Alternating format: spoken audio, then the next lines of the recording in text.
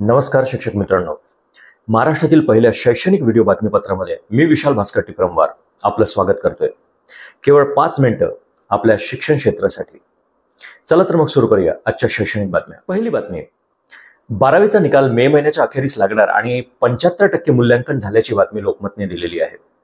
नागपूरवरून ही बातमी येते आहे। निवडणुकीच्या कामाचा मूल्यांकनाच्या कामावर परिणाम झालेला नाही, विभागीय सचिव चिंतामण वंजारी यांनी असे सांगितलेले आहे। नियमित वेळेतच परीक्षांचे निकाल जाहीर होतील आणि त्यानुसार 12वीचा निकाल 4थ्या आठवड्यामध्ये जाहीर होणार आहे। पुण्यातील कोथरूड आणि सिंहरोड येथील पीबी जोग प्रायमरी इंग्लिश स्कूल बंद झाली आणि त्यामुळे आरटीईची विद्यार्थी वाऱ्यावर आहेत अशी बातमी आलेली आहे।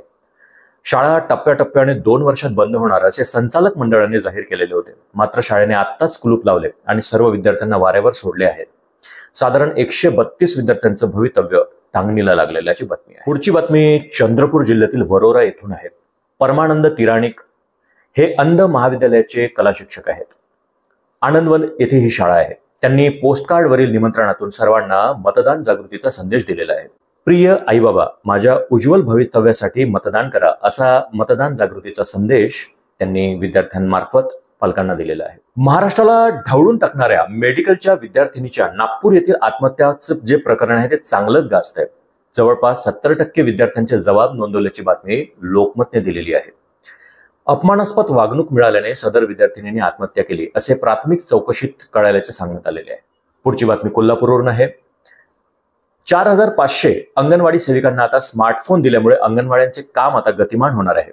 मोबाईल सोबतच त्यांना charger, glasses, pouch, back cover आदी साहित्य सुद्धा देण्यात आलेले आहे। इतकेच नव्हे तर कर्मचाऱ्यांच्या रिचार्जसाठी रक्कम सुद्धा मंजूर करण्यात आलेली आहे आणि संबंधितांना वितरित करून त्याचे पोहोच घेण्याचे काम सुरू करण्यात आले। लोकमत न्यूज नेटवर्कचे राम शिंगारे यांनी छत्रपती संभाजीनगरमधून बातमी दिलेली आहे की परीक्षेच्या पूर्वी संस्था चालकाच्या मोबाईलमध्येच प्रश्नपत्रिका आढळलेल्या आहेत। रांजणगाव येथील एका महाविद्यालयाच्या केंद्रातील स्ट्रॉंग रूम मधून प्रश्नपत्रिका संस्था चालकाच्या मोबाईलवर पाठवण्यात येत होत्या। कन्नड तालुक्यातील एका केंद्रातील कर्मचारी इतर मित्रांना प्रश्नपत्रिका पाठवत असल्याची माहिती विभागाच्या टीमने उघडकीस आणली आणि त्यानंतर कुलगुरूच्या आदेशाने 2 प्राध्यापकांनी सोबत घेऊन संबंधित केंद्रावर सर्जिकल स्ट्राईक करण्यात आला आणि त्यात रंगेहात पकडण्यात आल्याची माहिती सूत्रांनी दिलेली आहे। कोल्हापूर येथील शिवाजी पेठेतील न्यू कॉलेजचे प्राचार्य डॉक्टर डी.व्ही. पाटील आणि Prince Shivaji Mahavidyalaya boarding house chairman K G. Patil यांना महायुतीच्या कार्यकर्त्यांनी चांगला जाब विचारलेला आहे। आरोप असा आहे की त्यांनी प्रचारासाठी विद्यार्थ्यांचा वापर केलेला आहे, मात्र कॉलेज प्रशासनाकडून याचे खंडन करण्यात आलेले आहे। पुण्यातील नूतन मराठी शाळेत 9वीच्या वर्गात शिकणाऱ्या एका मुलाला शिक्षिकेने बेदम मारहाण केल्याचा प्रकार समोर आलाय आणि मारहाण करतानाचा व्हिडिओ सुद्धा व्हायरल झालेला आहे। वर्गातीलच एका दुसऱ्या विद्यार्थ्याने हा व्हिडिओ शूट केला होता। कोणाला सांगायचे त्याला सांग अशी धमकी सुद्धा शिक्षकाने दिली असल्याची तक्रार विद्यार्थ्यांच्या आईने दिलेली आहे। विश्रामबाग पोलीस ठाण्यात गुन्हा दाखल झालेला आहे। बचत गटांना कापडाचा पुरवठा होऊन 2,10,000 विद्यार्थ्यांना प्रत्येकी 2 गणवेश देण्यात येण्याची बातमी सोलापूरमधून प्रकाशित झालेली आहे। साधन केंद्रांना कापडाचा पुरवठा करण्यात येतोय। टेक्सटाईल कंपन्यांना सील लागण्याची बातमी सुद्धा यांनीच प्रकाशित केलेली आहे। एक गणवेश नेहमी तर दुसरा स्काउट गाईडचा असावा अशा पद्धतीची नियमावली कार्यालयामार्फत घोषित करण्यात आलेली आहे। या संदर्भातची जी बातमी आहे ती कादरशेख शिक्षणाधिकारी प्राथमिक सोलापूर यांनी दिलेली आहे। एक सकारात्मक बातमी सुद्धा आहे। शिरूर तालुक्यातील जे माजी शिक्षक होते ते शाळेसाठी आता एक स्वागत कमान उभारणार आहेत आणि त्यासाठीचा 2.5 लाखांचा खर्च ते शिक्षक मिळून करणार आहेत। गावात आजपर्यंत 100हून अधिक शिक्षक घडलेले आहेत आणि ज्या शाळेत आपण घडलो त्या शाळेसाठी स्वागत कमान उभारण्याचा एक स्वागतार्ह निर्णय शिक्षकांनी घेतलाय।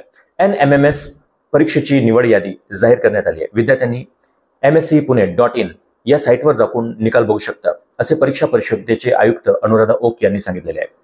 24 डिसेंबरला घेतलेल्या परीक्षेत 2,66,352 विद्यार्थ्यांनी नोंदणी केलेली होती। त्यानुसार महाराष्ट्र राज्यासाठी 11,682 शिष्यवृत्ती कोटा केंद्र शिक्षण मंत्रालयाने निश्चित केलेला आहे आणि त्यानुसारच जिल्हानिहाय कोटा सुद्धा निश्चित झालेला आहे। बातमी जळगाववरून आहे। शाब्बास अंमळनेरकर, कर्मचारी निघाले हुशार। येथील जिल्हाधिकाऱ्यांनी जळगाव पॅटर्नचा पाया रचलाय। कर्मचाऱ्यांनी निवडणुकीचे प्रशिक्षण तर घेतलेच, शिवाय 7 टप्प्यांमध्ये प्रशिक्षणाचा निकाल सुद्धा लावला आणि त्याची टक्केवारी सुद्धा घोषित केली। 70 पेक्षा कमी गुण मिळालेल्या जे प्रशिक्षणार्थी आहेत त्यांना पुन्हा एकदा प्रशिक्षणाचे धडे गिरवावे लागणार आहेत। आयुष प्रसाद जिल्हाधिकारी यांनी निवडणुकीच्या माध्यमातून जळगाव पॅटर्न नक्कीच यशस्वी ठरेल असा आशावाद व्यक्त केला। पुढील बातमी एकलरे नाशिक येथून आहे। शाळा व्यवस्थापन समितीला सह्यांचा अधिकार देण्यात यावा अशी मुख्याध्यापक संघाच्या बैठकीत मागणी करण्यात आलेली आहे. तर मित्रांनो, हे होतं आजचं बातमीपत्र. आय होप तुम्हाला या बातम्या नक्कीच आवडलेल्या असतील.